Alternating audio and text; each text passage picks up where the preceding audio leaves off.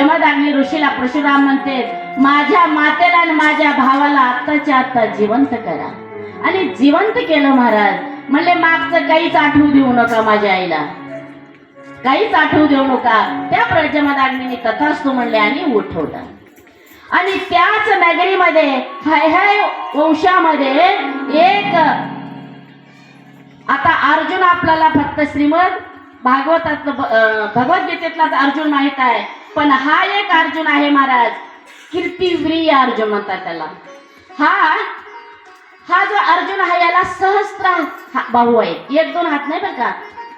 आता 100 म्हणले की शेकडा, 1000 असे 60,000 त्याला हात होते, म्हणून त्याला कीर्तिप्रिय सहस्त्र अर्जुन असं नाव होतं.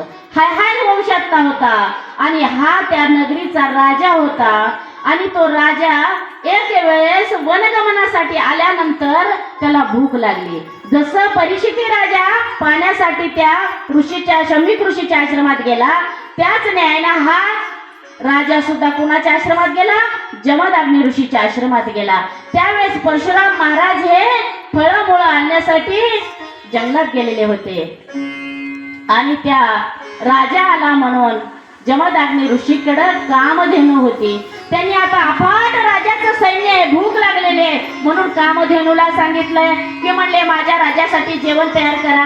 कामधेनूनं जेवढे सैन्य होतं तेवढे ताट निर्माण केले. पंचपक्वान्नाचा भोग झाला राजाचा, पण राजाच्या मनामध्ये पाप भावना झाली. म्हणले कामधेनू ह्या महाराजापाशी काय करायची?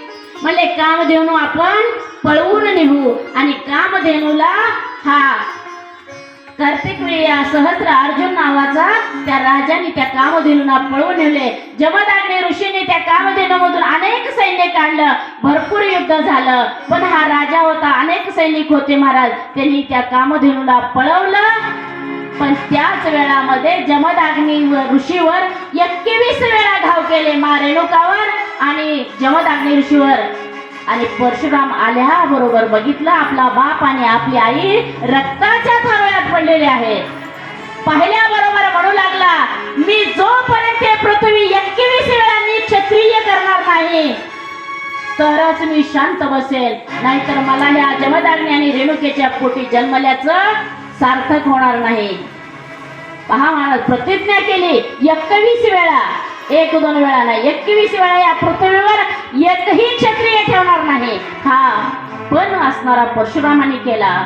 आणि रेणुकेला विचारू लागला, मा आता मी काय करू? त्या